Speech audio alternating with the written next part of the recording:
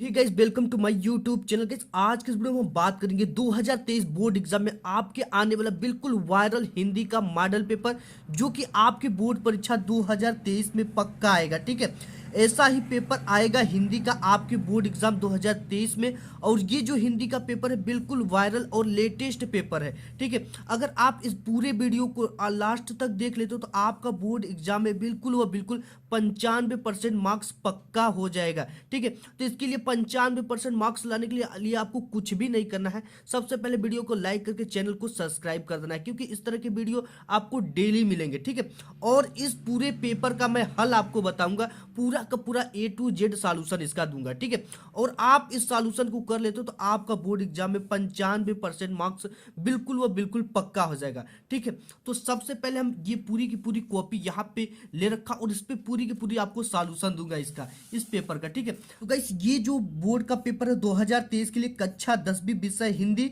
ठीक है, और ये जो पूर्णांक है आपका 70 मार्क्स का आपके बोर्ड एग्जाम में आ रहा है। और आपको समय 3 घंटे 15 मिनट मिलता है, जिसमें कि 3 घंटे प्रश्न पत्र को सॉल्व करने के लिए और 15 मिनट क्या होता है आपको प्रश्न पत्र को पढ़ने के लिए दिया जाता है। जी, जैसे कि प्रारंभ में आपके ये निर्देश दे दिए गए होते हैं और साथ ही साथ बताया जाता है कि ये प्रश्न जो है 2 खंडों में विभक्त है। ठीक है, अ में जो है बहुविकल्पी प्रश्न मिलेंगे, जिसमें आपको सही विकल्प का चयन करना होगा, जो कि आपको OMR शीट पर, ठीक है, ब्लैक और नीली पेन से भरना होगा। ठीक है, गोले को पूर्ण रूप से काला कर दें।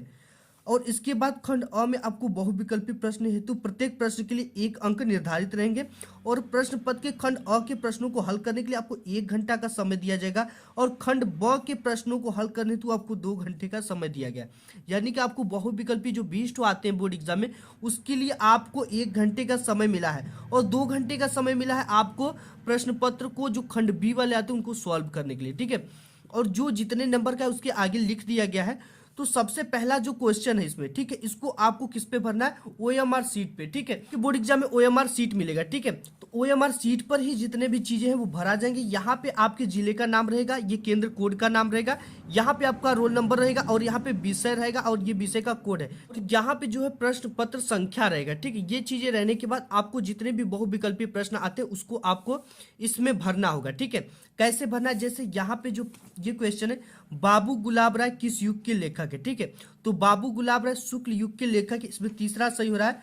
तो आपको जो ये तीसरा वाला गोला, इसको क्या करना, पूर्ण रूप से ब्लैक पेन से आपको इस तरह से ब्लैक कर देना है। ठीक है, इसी तरह से OMR सीट को भरना है। सिंपली इसमें आपको कुछ भी नहीं करना है। यहाँ पे जो पेपर का ऊपर का चीज दी होती है ना, ठीक है, जैसे इस पेपर में दिया है 825 और यहाँ पे BO है, तो आपको इसी में पहला अक्षर B है और O है, उसी से को भरना है। ठीक है, आपको कुछ भी नहीं करना है इसमें और यहाँ पे अपने साइन कर देना है। तो इस तरह से आपको सभी को क्या करना है, OMR सीट पर भरना है। ठीक है, और चिंतामणि किस विधा की रचना है? विधा ध्यान देना है, कभी नहीं पूछ रहा है, विधा पूछ रहा है। ठीक है, तो जो चिंतामणि ये निबंध विधा की रचना है। नेक्स्ट क्वेश्चन है कि गबन किसकी रचना है? तो गबन आप जानते हो कि मुंशी प्रेमचंद्र की रचना है। नेक्स्ट क्वेश्चन देख, नेक्स्ट क्वेश्चन है कि शुक्ल युग की समयावधि क्या है? ठीक है, तो यहाँ पे कई सारे समयावधि दिए, लेकिन जो शुक्ल युग की समयावधि होती है वो होती है 1919 से 1938 ईस्वी तक। नेक्स्ट क्वेश्चन देख लेते हैं, नीड़ का निर्माण फिर किस विधा की रचना है? ठीक है, तो देखो जो नीड़ का निर्माण है ना, ये हरिवंश राय जी का आत्मकथा था। ठीक है, इसके बाद छठा क्वेश्चन है कि प्रिय प्रवास किस युग की रचना है? द्विवेदी युग की, भारतेंदु युग की, प्रगतिवादी युग की, छायावादी युग? तो जो प्रिय प्रवास है ना, वो आपका द्विवेदी युग की रचना है। किस युग की? द्विवेदी युग की। नेक्स्ट क्वेश्चन है जो कि हरिवंश राय बच्चन जी का है कि मधुशाला किसकी रचना है? ठीक है, तो ये आपका है हरिवंश राय बच्चन जी का। नेक्स्ट जो क्वेश्चन है कि भारत भारती किसकी रचना है? तो ये मैथिली शरण गुप्त का, राष्ट्रीय कवि मैथिली शरण गुप्त का ही रचना भारत भारती है। नेक्स्ट क्वेश्चन 9वां नंबर है, आधुनिक काल कब से कब तक माना जाता है? ठीक है, तो आधुनिक काल 1843 से अब तक माना जाता है। इसके बाद नेक्स्ट है, मतीराम किस युग के कवि थे? ठीक है, तो मतीराम जो थे वो रीति काल के कवि थे। मतीराम और बिहारी ये सब जो कवि थे ये रीति काल के कवि थे। नेक्स्ट क्वेश्चन देख, क्वेश्चन आपका है कि हास्य रस का स्थायी भाव क्या है? ठीक है, तो हास्य रस का जो स्थायी भाव होता है वो होता है हास्य। इसके बाद नेक्स्ट है कि सोहत ओडे पीठ पट श्याम सलोने गात, मनोनील मणि शैल पर आता प्रयोग प्रभात। उपरोक्त पंक्ति में कौन सा अलंकार है? ठीक है, तो आप ये जानो कि जहां पे ये ये मनो आ जाए, ठीक है, जहां पे मनो आता है वहां पे आपका जो अलंकार होगा वो उत्प्रेक्षा अलंकार होगा। ठीक है, मनहु मानो जनहु जानू इत्यादि शब्द आते हैं, तो ऐसे में मानना चाहिए कि वहां पे उत्प्रेक्षा अलंकार होता है। ठीक है, नेक्स्ट क्वेश्चन 13 नंबर है कि रोला छंद में कुल कितने चरण होते हैं। ठीक है, तो आपने पढ़ा होगा कि रोला चरण में जो रोला छंद होता है उसमें 4 चरण होते हैं। नेक्स्ट क्वेश्चन है कि आकर्षण शब्द में किस उपसर्ग का प्रयोग किया गया है। ठीक है, उपसर्ग यानी आगे जो जुड़ता है, यानी इसमें आगे क्या जुड़ा हुआ है, आ। ठीक है, फिर उसके बाद क्या जुड़ा, वी मान अक आ, तो इसमें आ जुड़ा हुआ तो आपको आकर्षण, ये चीजें आ चौथा सही हो जाएगा। इसके बाद नेक्स्ट है प्रत्येक के कितने भेद होते हैं, 2 की 5 की 6 की 3। ठीक है, प्रत्येक के जो भेद होते हैं वो 2 होते हैं। नेक्स्ट है कि पीताम्बर में कौन सा समास होगा। ठीक है, तो देखो जो पीताम्बर है जिसमें कर्मधारय समास होगा, पहला आपका करेक्ट हो जाएगा। इसके बाद है आंसू का तत्सम रूप है। ठीक है, आंसू का जो तत्सम रूप है वो अश्रु है आपका। ठीक है, और आंसू क्या है, अशुद्ध रूप है, तत्सम मतलब इसका शुद्ध रूप होता है। नेक्स्ट देख लो, क्वेश्चन है कि यड़ संधि का सूत्र होता है। ठीक है, तो आप जानते हो कि यड़ संधि आपको पढ़ना है। ठीक है, तो इसका जो सूत्र होगा वो होता है इको यड़ची। ऑप्शन नंबर आपका तीसरा क्या हो जाएगा, करेक्ट हो जाएगा। इसके बाद फलस से शब्द का वचन एवं विभक्ति है। ठीक है, तो ये फलस से जो आपका वचन एवं विभक्ति है वो खष्टी विभक्ति एक वचन का हो जाएगा। ठीक है, तो ये हो गया। इसके बाद है अपठत धातु का वचन एवं पुरुष है। तो ये अपठत जो है द्वितीय द्विवचन प्रथम पुरुष है कि प्रथम पुरुष एक वचन है कि उत्तम पुरुष बहुवचन है कि मध्यम पुरुष द्विवचन है। ठीक है, तो ये क्या है, प्रथम पुरुष एक वचन है, तो यहाँ पे आपको प्रथम पुरुष एक वचन करेक्ट कर देना। तो आप इसको सॉल्व करते हो तो आपको यहाँ पे टोटल 20 नंबर मिलते हैं, जो कि आपको एमआर सीट पे भरना है और आपकी ओएमआर सीट कंप्यूटर से चेक होगी। ठीक है, इसके बाद क्या आता है, वर्णनात्मक प्रश्न खंड बी आता है। ठीक है, ये वर्णनात्मक प्रश्न के अंतर्गत पूछा जाता है आपके बोर्ड एग्जाम में, और यहाँ पे देगा कि निम्नलिखित गद्यांश पर आधारित 3 प्रश्नों के उत्तर दीजिए, जिसके लिए आपको टोटल का टोटल 6 नंबर मिलने वाले हैं। इसके नीचे 3 क्वेश्चन देंगे, तीनों क्वेश्चन 2-2 मार्क्स के रहेंगे, तो टोटल मार्क्स कितने हो जाएंगे आपके, 6 मार्क्स हो जाएंगे। ठीक है, तो यहाँ पे एक दे रखा है पद, आपका गद्य दे रखा है, यह कोई बात नहीं कि एक स्वभाव और रुचि के लोग में मित्रता हो सकती है, समाज में विभिन्नता देखकर लोग एक दूसरे की ओर आकर्षित होते हैं। तो आज के इस वीडियो में हम बात करेंगे कि आपको सही तरीका क्या है गद्यांश और पद्यांश को सॉल्व करने का और पूरे प्रश्न उत्तर को लिखने का। ठीक है, तो सबसे पहले ये चीजें दे देंगे, इसके बाद देगा उपयुक्त गद्यांश का संदर्भ लिखिए, गद्यांश के रेखांकित अंश की व्याख्या कीजिए, और इससे रिलेटेड एक क्वेश्चन है जो कि नेक्स्ट पेज पे है। तो सबसे पहले आपको किस तरह से लिखना है। ठीक है, इसको लिखने के लिए आपको कुछ भी नहीं करना है, ये पेपर। ठीक है, हम खंड ब कर रहे हैं तो हमको क्या डालना है, खंड ब डाल देना है। तो यहाँ पे हमने खंड ब डाल दिया। ठीक है, और इसके बाद हमें क्या करना है, ये गद्य कहाँ से कहाँ तक है ये चीजें डालना होता है। हिंट्स एक होता है, हिंट्स इसलिए डाला जाता है क्योंकि इसमें 2 ठो गद्यांश देता है। इससे एग्जामिनर को ये पता चलता है कि इस स्टूडेंट ने कौन से गद्यांश को सॉल्व किया है। तो यह कोई से लेकर डैश डैश डैश देखता था। ठीक है, कोई भी गद्यांश आ जाए आपको यहाँ से उठाना है, 2 शब्द और 2 शब्द लास्ट से और 2 शब्द फर्स्ट से। ठीक है, यह कोई डैश डैश देखता था, ये हमने डाल दिया। ठीक है, आपको क्या डालना है, खंड ब प्रश्नोत्तर संख्या ये कितने का है, पहले का, तो यहाँ पे क्या डाल देना है, पहला डाल देना। ठीक है, पहले का, फिर गद्य डाल देना, ये यह कोई डैश डैश देखता था, यहाँ पे गद्य डालना है। इसके बाद संदर्भ हेडिंग डालना है। ठीक है, अब देखो संदर्भ कैसे लिखा जाएगा, आपको प्रस्तुत गद्यांश हमारी पाठ्य पुस्तक हिंदी गद्य खंड में संकलित मित्रता नामक पाठ से लिया गया है, इसके लेखक आचार्य रामचंद्र शुक्ल है। ठीक है, तो आपको शीर्षक का नाम ब्लैक पेन से लिखने के बाद इन्वर्टेड कॉमा में लिखना है, और इनका जो लेखक है इनका नाम लिखने के बाद आपको इस तरह से इन्वर्टेड कॉमा में लिखना है ब्लैक पेन से। ठीक है, ये चीजें कर लिया। इसके बाद 2 नंबर तो यहाँ से आपको बिल्कुल पक्का हो गया, एक भी नंबर नहीं कटेगा आपका। ठीक है, ऐसे लिखोगे तब। इसके बाद है गद्यांश की रेखांकित अंश की व्याख्या करना है। अब देखो गद्यांश की रेखांकित अंश की व्याख्या कहाँ से कहाँ में करना है, ये जो गद्यांश के नीचे यहाँ तक ये नीचे नीचे पाई खींचा है। ठीक है, जो लाइन खींची गई है यहाँ से लेकर यहाँ तक की आपको शब्दों की क्या करना है, व्याख्या कर देना है। गद्यांश की व्याख्या के लिए आपको कैसे लिखना है बोर्ड एग्जाम में, सबसे पहले आपको डालना है नीचे रेखांकित अंश की व्याख्या। ठीक है, नीचे 2 लाइन का ब्लैक पेन से पाई खींचकर इस तरह से कर लेना है। करने के बाद ये चीजें लिखना कि प्रस्तुत पंक्ति में लेखक, ठीक है, कोई भी गद्यांश है, ये पहली लाइन तो आपको लिखना ही लिखना। प्रस्तुत पंक्ति में लेखक कहते हैं कि कुछ लोग सोचते हैं कि समान स्वभाव और समान रुचि वाले में ही परस्पर मित्रता हो सकती है। यह धारणा उचित नहीं है। विपरीत स्वभाव और विपरीत रुचि रखने वालों में भी घनिष्ठ मित्रता हो सकती है।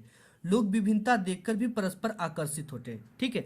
इसका कहने का ये मतलब है कि जैसे कि आप विभिन्न, आपका स्वभाव दूसरा है और आपके मित्र का स्वभाव दूसरा है, तो वो ऐसा कहा जाता था कि जब भी मित्रता होती तो एक ही स्वभाव वाले लोगों से होती है। लेकिन लेखक कहता कि ये बात गलत है, क्योंकि देखो, अगर देखो आप शांत स्वभाव के हो तो आप चाहोगे यार एक जो हमारा मित्र काफी मनोरंजन कराता है, टोन छोड़ता है, तो उससे आप मित्रता कर लेते हो, ठीक है। लेकिन वो आपके स्वभाव से बिल्कुल डिफरेंट है। यही चीजें लेखक इसको स्पष्ट करना चाहता है कि ऐसा नहीं है, ये धारणा गलत है। डिफरेंट मतलब कि विचारधाराओं वालों से भी मित्रता हो जाती है, ठीक है। ये तो आपके पेपर में आएगा ही आएगा। फिर एक क्वेश्चन आपकी बोर्ड एग्जाम में ये देगा, इसके तीसरा, लेखक के अनुसार समाज में विभिन्नता देखकर लोग एक दूसरे की ओर क्यों आकर्षित होते हैं, ठीक है। तो इसी हमने पेपर में लिखा है इसका उत्तर कि तो यही है कि लेखक के अनुसार समाज में विभिन्नता देखकर अपने अभाव को भरने के लिए विपरीत गुणों की तरफ लोग आकर्षित होते हैं। मतलब जो उनके अंदर अभाव है, जैसे उनके अंदर हंसाने लायक कुछ चीजें नहीं है, वो लोगों को खुश नहीं कर सकते, लोग टोन नहीं छोड़ पाते, तो क्या करते कि यार वो बहुत अच्छा टोन छोड़ लेता है, मजाक कर लेता, हंसी कर लेता, थोड़ा उससे मित्रता कर लिया जाए, ठीक है। तो यही मतलब है कि लेखक के अनुसार समाज में विभिन्नता देखकर अपने अभाव को यानी अपने कमियों को पूरा करने के लिए, भरने के लिए विपरीत गुणों की तरफ लोग आकर्षित होते हैं। नेक्स्ट देख लेते हैं इसमें अथवा, ठीक है। अथवा में फिर आपको देगा, ये एक आपको गद्यांश देगा, ठीक है। हे भगवान, तब के लिए विपद के लिए इतना आयोजन, परम पिता की इच्छा के विरुद्ध इतना साहस, पिताजी क्या भीख न मिलेगी, ठीक है। ये जो है आपका आपके ही पाठ से, ममता वाले से लिया गया, जिसके लेखक जयशंकर प्रसाद है, ठीक है। तो इसका मैं नहीं बताऊंगा, एक ही का आपको बताया हूं, ठीक है। इसी तरह से आपको इसको भी करना है। इसके बाद नेक्स्ट जो है, दिए गए पद्यांश पर आधारित 3 प्रश्नों का उत्तर दीजिए, ठीक है। चरण कमल बंदो हरिराई, जाकी कृपा पंगु गिरे लेहो, अंधे को सब कुछ दर्शाई, बहिरो सुने गुंग पुनि बोले, रंक चले सिर छत्र धराई, सूरदास स्वामी करुणामय, बार बार बंदो तिहि पाई। अब इसमें देखो क्या देगा, उपयुक्त पद्यांश का संदर्भ लिखिए, ठीक है। अब देखो आपको संदर्भ क्या, भी हमने ये बोर्ड वाली कॉपी ले लिया है, ठीक है। इसके लिए भी आपको क्या करना है, इस तरह से आपको प्रश्नोत्तर संख्या डाल देना है और पद डाल देना है, और यहाँ शुरू के 1 से 2 लाइन, ठीक है, 1 से 2 शब्द, सॉरी 1 से 2 शब्द, और अंत के 1 से 2 शब्द हमने लिया, ठीक है।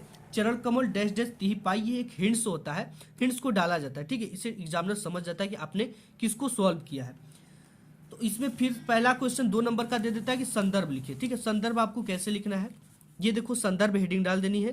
प्रस्तुत पद्यांश हमारी पाठ्य पुस्तक हिंदी काव्य खंड में संकलित पद नामक पाठ से या शीर्षक से लिया गया है। इसके रचयिता सूरदास जी हैं, ठीक है। ये चीजें आपने लिख लिया। लिखने के बाद अब आपको क्या करना है, देगा रेखांकित अंश की व्याख्या कीजिए। यह रेखांकित अंश की व्याख्या कीजिए, आपको हेडिंग डालनी है रेखांकित अंश की व्याख्या। तो ये देखो, जिसके नीचे रेखा खींचा गया उसकी ही व्याख्या करना, पूरे की व्याख्या नहीं करना। बहिरो सुने गुंग पुनि बोले, रंक चले सिर छत्र धराई, इसका ही आपको व्याख्या करना है। तो व्याख्या हेडिंग डालने के बाद, मैं उस ईश्वर के कमलवत चरणों की वंदना करता हूँ जिनकी कृपा मात्र से बहरा व्यक्ति सुनने लगता है, गूंगा व्यक्ति बोलने लगता है और निर्धन व्यक्ति सिर पर छत्र धारण कर चलने लगता है, ठीक है। ये इस तरह से आपको रेखांकित अंश की व्याख्या करना है। इसके बाद यहाँ पे क्वेश्चन देगा कि उपयुक्त पंक्तियों में कौन सा अलंकार है, ठीक है। इसमें देखो, उक्त पद में रूपक और अनुप्रास अलंकार देखने को आपको मिलेगा, ठीक है। इसके बाद नेक्स्ट है अथवा, ये चीजें, ये सुनी सुंदर वैन सुधारस साने, ये चीजें आप करो, ठीक है। या इसको करो या इसको करो, ये काफी इंपॉर्टेंट है, इसे तैयार कर लेना, ये बोर्ड एग्जाम में आपको आएगा, ठीक है। तो इसको आप इसी तरह से करना है, ठीक है। नेक्स्ट देख लेते हैं इसमें और क्या पूछा जाएगा। आपको संस्कृत खंड से मिलता है क्या, एक गद्यांश मिलता है, ठीक है। इसका संदर्भ सहित आपको हिंदी में अनुवाद करना होता है। तो इसका ये काफी इंपॉर्टेंट गद्यांश भी है, जो गद्यांश है इसमें ये आप तैयार कर लो, ठीक है। ये आपके बोर्ड एग्जाम में देखने को ही मिलेगा। ये आपको 2+3 यानी 2 नंबर संदर्भ लिखने का, 3 नंबर इसकी हिंदी में अनुवाद करने का, टोटल मिलाकर 5 नंबर होता है। ये आपके बोर्ड एग्जाम में आएगा, ठीक है। तो इसके लिए भी ऐसा नगरी भारतीय संस्कृति संस्कृत भाषायश्च केंद्र असलम अस्ति इत एवं संस्कृत वांगमस्य संस्कृतस्य आलोक सर्वत्र प्रसृता, ठीक है। ये चीजें है, ठीक है। इसके लिए भी आपको वही प्रश्नोत्तर संख्या डालना है, ये संस्कृत गद्य डाल देना इस तरह से, ऐसा नगरी कार्यता, ये शुरू और शुरू के 2 शब्द, लास्ट के 1 शब्द। ठीक है, अब इसका संदर्भ कैसे लिखना है। प्रस्तुत गद्यांश हमारी पाठ्य पुस्तक हिंदी के संस्कृत खंड में संकलित वाराणसी नामक पाठ से लिया गया है। ये आपने लिख दिया। अब इसका हिंदी में अनुवाद करने के लिए बोला है, तो आपको कैसे लिखना है हिंदी में अनुवाद। यह नगरी भारतीय संस्कृति और संस्कृत की भाषा का केंद्र स्थल है। यहीं से संस्कृत साहित्य और संस्कृति का प्रकाश सब जगह फैला था। मुगल युवराज दारा सिकोह ने यहाँ आकर भारतीय दर्शन शास्त्रों का अध्ययन किया था। वह उनके ज्ञान से इतना प्रभावित हुआ कि उसने उपनिषदों का अनुवाद फारसी भाषा में करा दिया। ठीक है, तो ये इस तरह से आपको लिखना, तो पूरा का पूरा नंबर मिलेगा, एक भी नंबर आपको नहीं कटेगा। नेक्स्ट है एक, अगर ये नहीं आता तो इसको करना होता है। ठीक है, तो आप इसको करो चाहे इसको आपको स्वयं कर लेना है। इसके बाद नेक्स्ट चौथा दिया है कि दिए गए संस्कृत पद्यांशों में किसी एक का संदर्भ से हिंदी में अनुवाद कीजिए। ठीक है, 2 आपको पद्यांश देगा, इसको या तो सॉल्व करो या तो इसको सॉल्व करो। ठीक है, ये काफी इंपॉर्टेंट है, ये आपके बोर्ड एग्जाम में आएगा भी। तो इसी को हम आपका दे रखा क्या, सर्वे भवन्तु सुखिनः सर्वे सन्तु निरामयः सर्वे भद्राणि पश्यन्तु मा कश्चित् दुर्भाग् भवेत्। तो इसका भी उसी तरह से प्रश्नोत्तर संख्या डाल देना है, ये संस्कृत पद डाल देना, हिंट्स शुरू के 2 शब्द, लास्ट के 1 शब्द। ठीक है, संदर्भ हेडिंग, प्रस्तुत श्लोक हमारी पाठ्य पुस्तक हिंदी के संस्कृत खंड के अंतर्गत भारतीय संस्कृति नामक पाठ से लिया गया है। ठीक है, इसके कोई रचयिता उचिता नहीं होते हैं। अब इसका हिंदी में अनुवाद, सब सुखी हो, सब रोग रहित हो या निरोग हो, सब कल्याण को देखे, कोई भी दुख का भागी न हो, अर्थात सभी कल्याण की कामना हो। ठीक है, सभी के कल्याण की कामना हो। तो इस तरह से आपको लिखना है। इसके बाद ये जो चीजें होती है ये आपके जिला वाइज होती है। ठीक है, आप अपने जिले का नाम जरूर से जरूर कमेंट में बताइए, मैं बता दूंगा कि आपके जिले में क्या पढ़ाया जाएगा। ठीक है, और जो सबसे ज्यादा कमेंट रहेगा जिस जिले का, उसका मैं पूरा का पूरा सॉल्यूशन सही तरीके से करा दूंगा। ठीक है, तो इसमें आपको जिला वाइज ही होता है, यहाँ तक पूरा आपके जिले में जो होता है वो आप अपने जिले का केवल नाम कमेंट में जरूर बताइएगा। छठा है, दिए गए लेखकों में से किसी एक का जीवन परिचय लिखते हुए उनकी एक प्रमुख रचना का उल्लेख कीजिए। तो इसमें डॉक्टर राजेंद्र प्रसाद, जयशंकर प्रसाद, आचार्य रामचंद्र शुक्ल। ठीक है, काफी इंपॉर्टेंट है। तो हम इसमें जयशंकर प्रसाद जी का देख लेते हैं, तो ये हम दूसरा देख रहे हैं। ठीक है, तो यहाँ पे आपको डालना प्रश्नोत्तर संख्या 6 का क, और दूसरा करें तो दूसरा, और जयशंकर प्रसाद हेडिंग डाल देना। तो जयशंकर प्रसाद का जो जन्म हुआ था वो काशी के एक प्रतिष्ठित वैश्य परिवार में सन 1889, ठीक है, कुछ लोग 90 भी मानते हैं, में हुआ था। इनके पिता का नाम देवी प्रसाद था तथा माता का नाम मुन्नी देवी था। ठीक है, इसमें ध्यान क्या देना है और टॉपर तरीका क्या है सही लिखने का कि नंबर न कटे। आपको इसमें सबसे पहले इनके जन्म और इनकी मृत्यु और इनकी कुछ रचनाएं और इनके कुछ जो इन्होंने अपनी जिंदगी में हासिल किया है उसको ब्लैक पेन से लिख देना है। ठीक है, यहाँ पर जैसे हमने जन्म लिखा है, यहाँ पे इनके माता जी का नाम, यहाँ पे इनके पिताजी का नाम। बचपन में ही पिता का मृत्यु हो जाने के कारण जयशंकर प्रसाद की प्रारंभिक शिक्षा घर पर हुई। घर पर ही इन्होंने हिंदी, संस्कृत, उर्दू, फारसी भाषा का गहन अध्ययन किया। इनका बचपन तो सुखी में बीता, किंतु बाद में इनको अत्यधिक कठिनाइयों का सामना करना पड़ा। इनका जीवन बड़ा ही संघर्षशील था। अल्पावस्था में ही क्षय रोग से ग्रस्त होकर सन 1937 ईस्वी में ये स्वर्ग सिधार गए। ठीक है, इनकी प्रमुख रचनाएं आप कामयानी, लहर, तितली इत्यादि इनके कुछ नाटक के बारे में डिटेल्स में लिख सकते हो। ठीक है, तो इस तरह से आपको क्या करना है, एक बॉक्स भी यहाँ पे बना लेना है, जयशंकर प्रसाद का जीवन परिचय लिख लेना है। ठीक है, लिखने के बाद अब आपको ये कभी कभी जीवन परिचय लिखने के लिए आता है। इसके लिए आपको 3 नंबर जीवन परिचय लिखने के लिए, 2 नंबर किसी एक रचना का उल्लेख करने के लिए। ठीक है, यहाँ पे हम गोस्वामी तुलसीदास जी का देख लेते हैं जीवन परिचय। इसके लिए आपको सबसे पहले प्रश्नोत्तर संख्या डाल देना है और यहाँ पे जिसका लिख रहे हैं उसकी टाइटल होना चाहिए गोस्वामी तुलसीदास। आपको हेडिंग डालना है जीवन परिचय, इसमें भी वही लिखना है। गोस्वामी तुलसीदास जी का जन्म संवत 1554 बिस्बी को बांदा जिले के राजापुर नामक गांव में हुआ था। इनके पिता का नाम आत्माराम दुबे तथा माता का नाम हुलसी था। इनका बचपन का नाम राम भोला था। ये सरयू पारेड़ ब्राह्मण थे। इनके माता पिता इन्हें बचपन में ही त्याग दिए थे, क्योंकि ये जब पैदा हुए थे इनके 2 दांत थे और इन्होंने अपने मुख से राम बोल दिया था। इनको राक्षस समझकर या दैवी प्रवृत्ति का बालक समझकर इनके माता पिता इनका त्याग कर दिए थे। तब स्वामी नरहरिदास ने इनका पालन पोषण किया। इनका विवाह रत्नावली से हुआ था। ये अपनी पत्नी के प्रेम में बहुत अनुरक्त रहते थे, लेकिन पत्नी के डांट के कारण इनके मन में वैराग्य उत्पन्न हो गया। ठीक है, तो ये संक्षिप्त परिचय इनका इस तरह से आपको लिखना है। इनका नाम, जन्म स्थान, पिता का नाम, रचनाएं, मृत्यु, ये बोर्ड एग्जाम में ऐसे लिखना है। ठीक है, ये इतना चीजों तो हमने कर लिया। ठीक है, इसके बाद अब आपकी बोर्ड एग्जाम में आता है अपनी पाठ्य पुस्तक से कंठस्थ कोई एक श्लोक लिखिए जो इस प्रश्न पत्र में न आया। ठीक है, टोटल हम आपको 2 श्लोक बताते हैं, उस 2 को आप तैयार कर लो। एक आएगा आपके बोर्ड के पेपर में, एक नहीं आएगा, उसी को आपको लिखना है। ये 2 है, ठीक है। एक सर्वे भवन्तु सुखिनः सर्वे सन्तु निरामयः सर्वे भद्राणि पश्यन्तु माँ कश्चित् दुर्भाग् भवेत्। ये अगर आपके बोर्ड एग्जाम में सपोज आ जाता है तो ये बिल्कुल ईजी वाला एक तो ये है। अपदो दुरागमी च साक्षरो न च पंडितः अमुक स्फुट वक्ता चयो जनाति स पंडित। ठीक, ये 2 ठो आपको तैयार कर लेना है, एक जरूर आएगा बोर्ड एग्जाम में और एक ठो आपको लिखना है। नेक्स्ट है क्वेश्चन कि भारतीय संस्कृति मूलम किम अस्ति। ठीक है, इसमें से निम्नलिखित में से किन्हीं 2 प्रश्नों का उत्तर संस्कृत में दीजिए। जो आपको बिल्कुल अच्छी तरीके से लिखने और आता हो उसी का उत्तर देना है। पुरु राजा क आसीत, तो पुरु राजा जो होता है एक भारत वीर आसीत। ठीक है, यहाँ पे आपको लिख देना कि एक भारत वीर आसीत।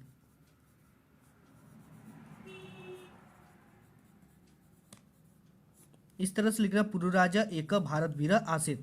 चंद्रशेखर क आसीत, चंद्रशेखर एक क्रांतिकारी च देशभक्त आसीत। वीर केन पूजित, वीर वीरेण पूजित। ठीक है, तो इसमें ये हो गया। और इसके बाद है पर्यावरण संरक्षण के उपाय। निबंध जो आपके बोर्ड एग्जाम में आएगा वो 9 नंबर का आएगा टोटल, और 9 नंबर कैसे पाना बोर्ड एग्जाम में ये मैं बताऊंगा। और दूसरा आतंकवाद का कारण एवं निवारण, ये काफी इंपॉर्टेंट है, आतंकवाद का कारण एवं निवारण। तो इस वीडियो में हम आतंकवाद का कारण एवं निवारण देखेंगे। इसमें दूसरा जो है काफी इंपॉर्टेंट है, तो इसी को देखेंगे। तो इसके लिए आपको प्रश्नोत्तर संख्या 9 है, तो 9 यहाँ पे क्या कर देना है, डाल देना है। ठीक है, डालने के बाद उसकी हेडिंग डाल देना, आतंकवाद कारण एवं निवारण। ठीक है, सबसे पहले आपको रूपरेखा लिखना है इस तरह से। रूपरेखा में जो कि एग्जामिनर यही सब चीजें देखकर आपको नंबर देते और काटते हैं। ठीक है, प्रस्तावना, आतंकवाद का अर्थ, आतंकवाद का कारण, आतंकवाद की समस्या का निवारण, उपसंहार, इन टॉपिक पे मैं बात करने वाला हूँ टोटल। तो सबसे पहले प्रस्तावना की बात करेंगे। तो आतंकवाद हिंसा का एक ऐसा गैर कानूनी तरीका है जो लोगों को डराने धमकाने के लिए आतंकवादियों द्वारा प्रयोग किया जाता है। आतंकवाद लगभग दुनिया के सभी देशों में विस्तार रूप ले रहा है। हमारा भारत देश भी कई सालों से आतंकवाद से लड़ रहा है। ठीक है, ऐसा कोई भी देश नहीं है जो आतंकवाद से ग्रसित ना हो या अछूता रह गया हो। नेक्स्ट इसमें हेडिंग जो है देख लेते हैं। आतंकवाद का देखो अर्थ क्या होता है। कुछ लोगों के समूहों द्वारा अन्यायपूर्ण और हिंसात्मक गतिविधियों को अंजाम देने की प्रक्रिया को ही आतंकवाद कहते हैं। और जो लोग आतंकवाद फैलाते हैं या आतंकवाद का साथ देते हैं उन्हें आतंकवादी कहते हैं। ठीक है, तो आपको ऐसे ही लिखना है हेडिंग डालकर, और जो चीज़ें मेन है उसे ब्लैक पेन से लिखना है। इसके बाद आतंकवाद का कारण। आज हमारे देश में तेजी से बढ़ती जनसंख्या, गरीबी, बेरोजगारी, भूखमरी आदि के कारण ही लोग इनसे परेशान होकर आतंक का रास्ता अपना लेते हैं।